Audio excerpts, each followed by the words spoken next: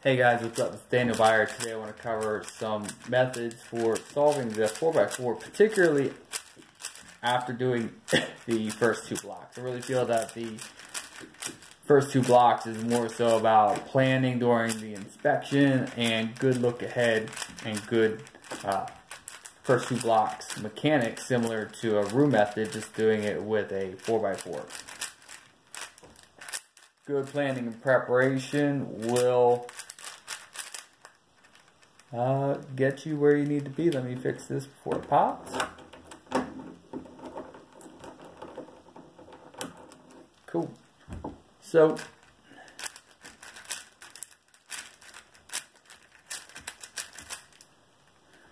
alright, so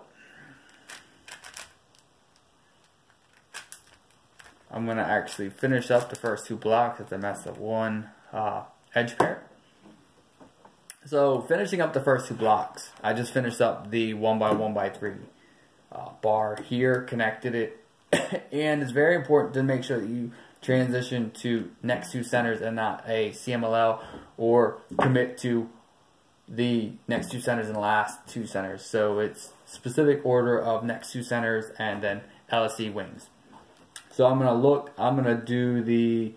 choose to probably either build the half bar of I've already got half bars of blue and orange, so I'm probably going to build them together and kind of take advantage of that. So I'll actually wind up choosing to go with a back of blue this time. We've gone green the last couple of times. Let's switch it up a bit. So that means I need a D of red. So I connect a half bar here. I build my other half bar in the U layer. R, slice R, U2, slice R prime, and that's done. I set them up to the D and the B, and notice that they don't match. It's not a green back and a red. Those will resolve themselves later in the last two centers step and the 4C step. So what I want to look for next is I'm looking for pairs, and I see that both of my I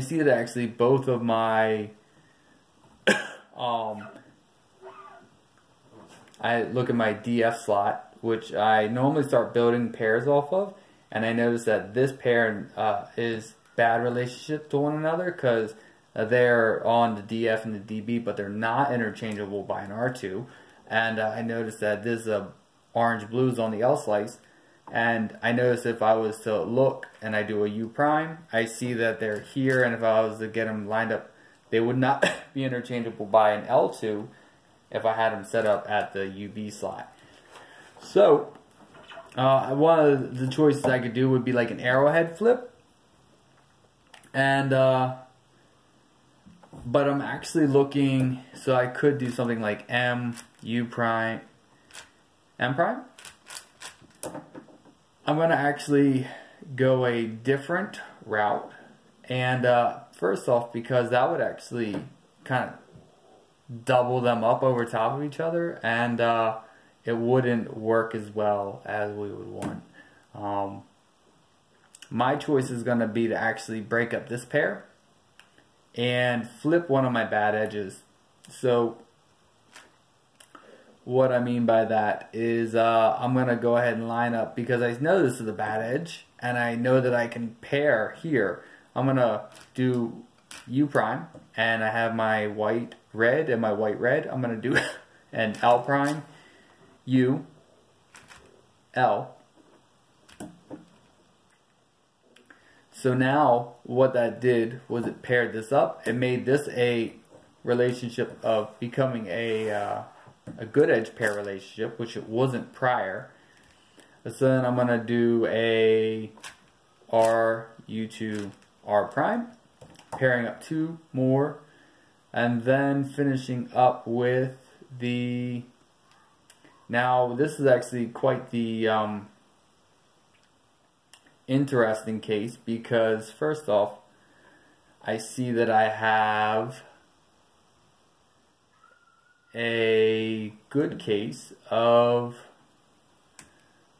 where this is actually my pieces are confined to these two and then these two. So I'm kind of glad we came up with this scenario. What I want to wind up doing, I'm going to do a one pairing of here. I'm going to do a kind of building off of like a CMLL algorithm. I'm going to take the two pairs up at the UF and UB. I'll write this algorithm out because it's going to be actually easier for me to execute it. What it winds up doing is it influences CMLL plus it pairs these two up. So I break the pair up with a wide RU, do another R prime U. I do the sledgehammer R prime F, R F prime, and then R U2 R prime. They're now paired up. So now I look, and this relationship is good, both of them, because they're actually confined to the U layer. So now what I wind up doing, so the first thing is that prior to doing that, right, so if I just did my MU2 M prime, I notice that I can flip, right? I can do this movement. But now what I want to try and do is actually influence, and I look and I see that I've got 3 bad edges.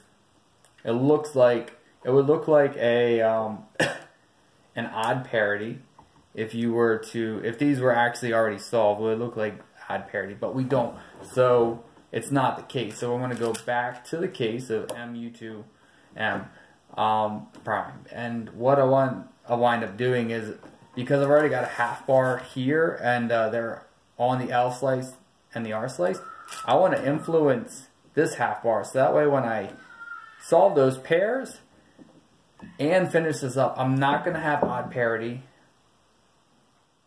and I'm not going to have to do last 2 centers. It's actually going to solve itself together. So this is kind of the little sub-steps that you can mingle and blend together to influence further steps to actually make the move count low and efficient, but you don't want to sacrifice speed in order to do this. But I want you to see that these cases do come up, and I want you to be able to recognize them, execute, and implement. So by choosing to do U2 M, U2 M, I can then do L prime U2 L, which will pair this up. Alright, so now what if I was to do R U2 R prime? That's bad because you can see that that's not good. If I had not done my U2 prior to doing my MU2 M2, MU2 M prime rather, I would have still had half bars, and I would have had to do last 2 centers. So I'm gonna go back once more to the original case. I'm down to my last 2 edge pairs. I see that I don't have parity because I'm assessing this and I understand the relationship to the cube of odd parity, even parity, and looking at the reference points. I want to do another video on that because recognizing it correctly early can help you being as aware as possible of the cube is going to help you have better look ahead, better recognition, and better execution. And also because if you recognize something sooner, you can use that information to make better moves rather than recognizing it later and having to redo moves. So,